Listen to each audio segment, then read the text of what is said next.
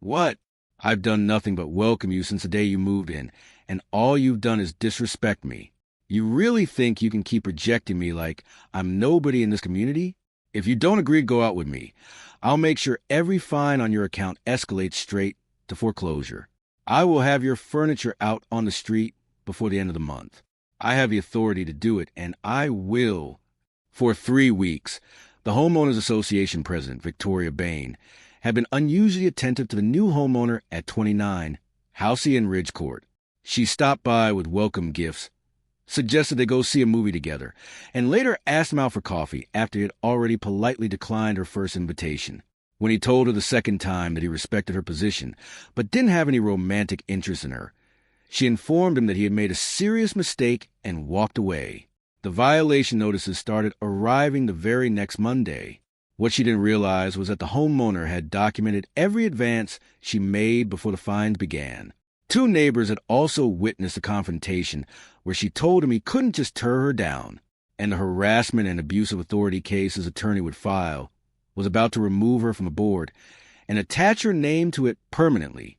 Alfred Harper, 34, a structural engineer working for a mid-sized construction firm based in Tampa, had closed on his home at 29. Halcyon Ridge Court in the Cedarbrook subdivision of Wesley Chapel, Florida, just 6 weeks before everything began. Cedarbrook sat in Pasco County, a middle-class neighborhood filled with matching brick homes, palm-lined streets, and the kind of environment where people kept their properties in order and respected quiet hours. Alfred had purchased a home as his first property after years of apartment living, looking forward to nothing more than having a peaceful place to return to after long days on job sites. He was installing weather stripping on his front door one Saturday morning when Victoria Bain introduced herself. She was 54, sharply dressed, and carried herself with the easy authority of someone used to being the most important person in a small space. She welcomed him to the neighborhood, handed him a small gift bag with a candle and a copy of the HOA guidelines, and told him her door was always open if he needed anything. Alfred thanked her sincerely and went back to his work, thinking nothing of it. The following Saturday, she returned with a plate of cookies and spent about 20 minutes chatting with him on his porch about the neighborhood. Then she came back again the Wednesday after that.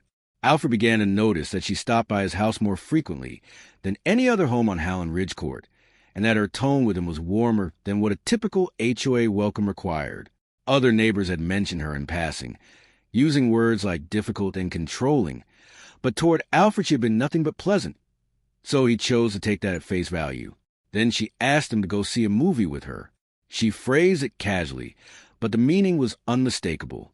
Alfred paused, set down the glass he was holding, and told her as kindly as possible that he appreciated the gesture, but he wasn't in a place for something like that right now.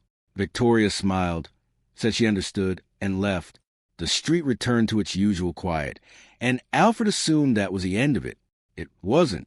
Before we continue, where are you watching from? Drop your city or country in the comments. We always like seeing where everyone is tuning in from.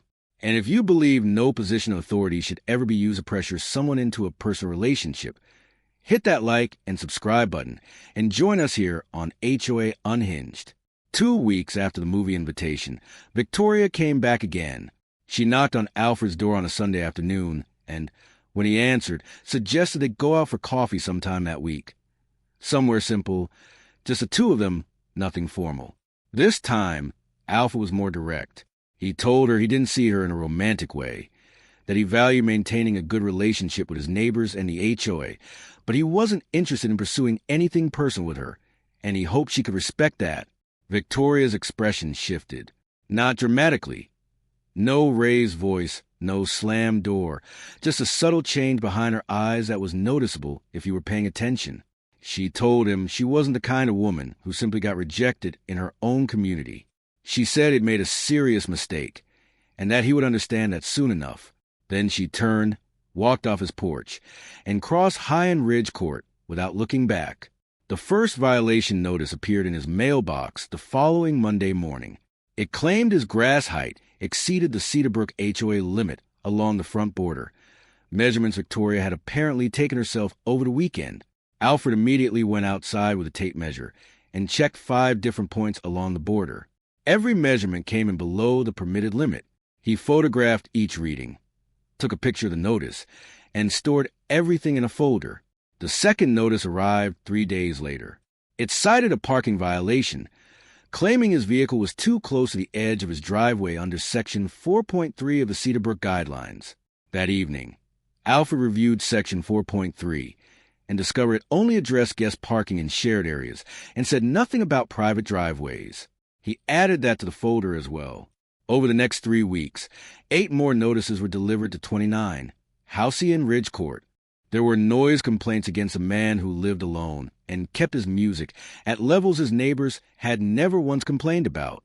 There was an exterior modification violation for a doormat identical to one she had approved for other residents. There was a landscaping citation for a bush that hadn't changed since the day he moved in.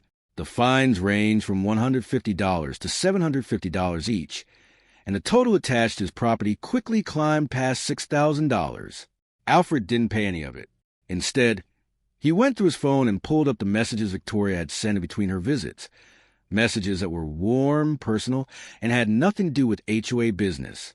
He aligned them with the dates of the violation notices, and the pattern was immediate and undeniable. Every fine had followed shortly after rejection. The connection required no interpretation. That Friday, he contacted an attorney and brought everything with him. The folder, the messages, the timeline, and the names of the 2 neighbors who had witnessed Victoria telling him he had made a serious mistake. His attorney, Patricia Oae, a civil litigation specialist based in Tampa, reviewed material and explained that the case had 3 distinct legal layers, and all of them were serious. The first was straightforward HOA harassment, fabricated violations issued without any basis in the bylaws, following a clear pattern after personal rejection. The second was abuse of institutional authority, using her position as HOA president to pressure a resident into a personal relationship. The third was the most significant. 10 days after the coffee rejection, Victoria had sent Alfred a message warning that his unpaid balance was approaching lien territory and that she had full authority from the board to pursue his property. That statement met the legal definition of coercion under Florida Statute 784.048, pushing the situation beyond a civil dispute into potential criminal territory. Patricia filed a lawsuit in Pasco County Circuit Court on a Tuesday morning. The filing spanned 38 pages and was precise. It listed every violation notice by date, matched each one with the rejection that preceded it, included the full message exchange between Victoria and Alfred, and attached sworn statements from the 2 neighbors who witnessed the confrontation on High Ridge Court. The document outlined a clear pattern of retaliatory enforcement used as personal coercion and requested that the court declare every fine unenforceable, award damages for harassment, and refer the coercion element to the Pasco County District Attorney's Office for criminal review. The HOA board received their copy the same day Victoria did. 3 board members read it that evening and immediately called an emergency meeting for the next morning. During that session, one member requested to see the messages attached as evidence. The room fell silent as they passed them around. No one defended Victoria.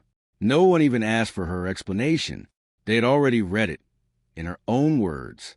By the end of that week, Victoria Bain had hired a defense attorney, paying a $22,000 retainer. The Pasco County Circuit Court ultimately ruled entirely in Alfred Harper's favor. Every violation issued against 29 Housea and Ridge Court was declared unenforceable, and the full $6,000 in fabricated fines was dismissed. The court formally recognized a documented pattern of retaliation tied directly to Alfred's rejection of Victoria's advances and entered that finding into the public record, permanently linked to her name. Alfred was awarded damages covering his legal expenses, along with compensation for the harassment and emotional and financial strain caused by her actions. The coercion aspect of the case was referred, as requested, to the Pasco County District Attorney's Office, which opened a criminal investigation under Florida Statute 784.048. This introduced consequences that her civil defense attorney had no power to control. The Cedarbrook HOA board removed Victoria from her position as president the same day the ruling was issued, unanimously and without discussion. They also initiated a full audit of every enforcement action she had taken during her tenure. The audit uncovered 7 additional residents who had received excessive or unsupported violation notices while she was in power. Three of them filed their own legal claims in the months that followed, using Patricia Oae's case as a template. Between the civil lawsuit, the criminal investigation, and the audit proceedings, Victoria's legal costs consumed everything she had saved over 9 years of living in Cedarbrook. 8 months after the judgment, she listed her home for sale and quietly left Wesley Chapel without saying a word to anyone on Halcyon Ridge Court. On a calm Saturday morning, Alfred Harper opened his door to find exactly what he had hoped for all along. Nothing unusual. No violation notices. No unexpected visitors. No messages from anyone carrying a clipboard and authority. He made himself a cup of coffee, sat on his porch, and enjoyed the kind of peaceful morning a person is meant to have in a home they work hard to own. If this story reminded you that a title is not a license, and that authority should never be used as personal leverage over someone else, share this with someone who needs to hear it. And if you have your own story about an HOA president crossing lines that had nothing to do with community standards, leave it in the comments. Every story deserves to be heard. See you in the next one, right here on HOA Unhinged.